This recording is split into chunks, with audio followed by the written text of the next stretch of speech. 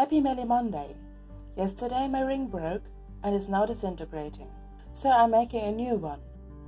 I'll need some of this invisible nylon thread as well as the little glass beads. I'll mostly reuse the ones from the old ring, but some have gone missing. I'll also need a small needle that is able to fit through the beads, and most importantly, something with the same circumference as my finger.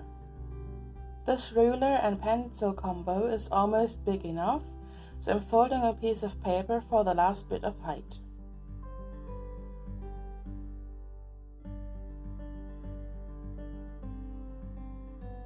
I've taped the construction together so it doesn't move and tied the middle of some nylon thread around it.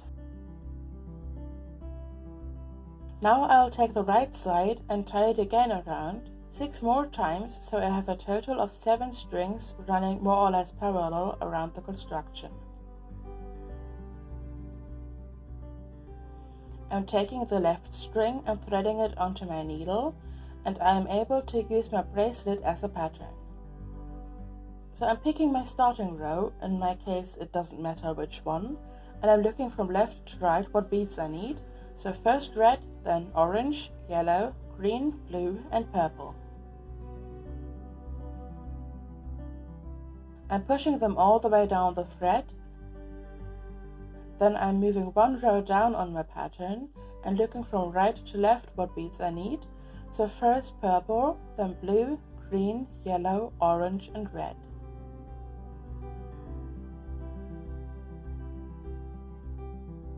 Then I'm again moving one row downwards and doing from left to right, and so on, essentially reading in a zigzag all the way along. In my case, that means going up and down the rainbow quite a few times.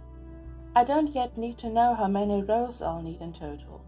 I'm just doing a bunch for now, then I'm curling up the end and temporarily securing it with a piece of tape so it doesn't get tangled. Then I can start the actual work by threading the other side onto the needle, counting off the first row of 6 beads and crossing it over the strings.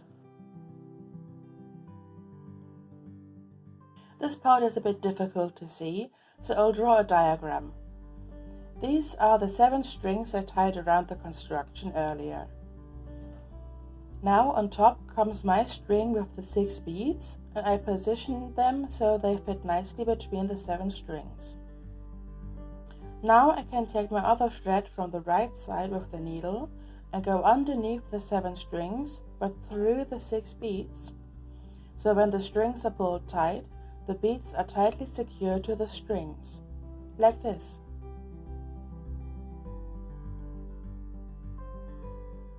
Now my string with the beads is over here. It can't go back across since it wouldn't go around the outer thread, so it has to go underneath, like this.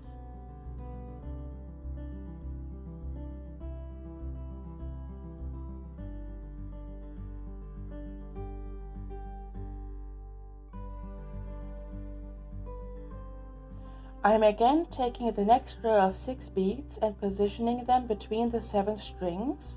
Then I'm taking my other end with the needle and I'm going over the strings but through the beads, securing them tightly in place.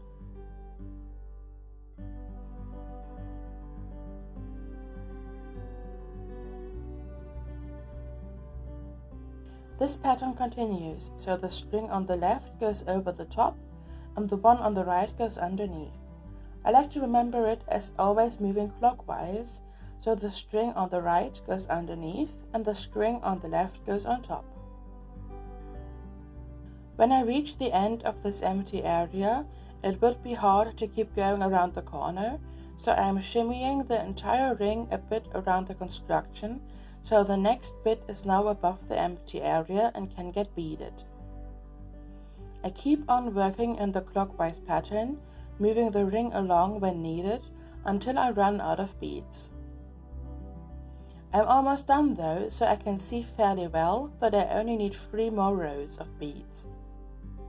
Now it is important to note that my string with the needle is on the right, so I'll pick up the next row from right to left, so purple, blue, green, yellow, orange and then red.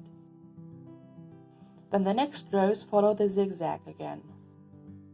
Now I can tape up this end, thread my other string onto the needle, and can continue beading in the clockwise pattern. To close up the ring, I am going through the first row I made and tie the ends together tightly. Then, to simultaneously hide the ends and add a bit of extra strength, I'm going through the rows of beads again until I run out of string and can cut the little ends off. To loosen the ring, I am removing the folded piece of paper so I can easily slide it off.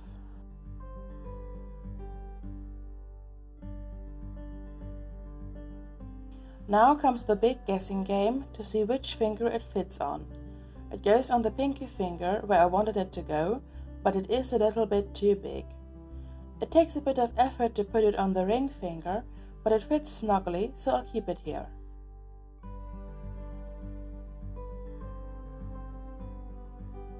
Anyway, that was it for this week's episode.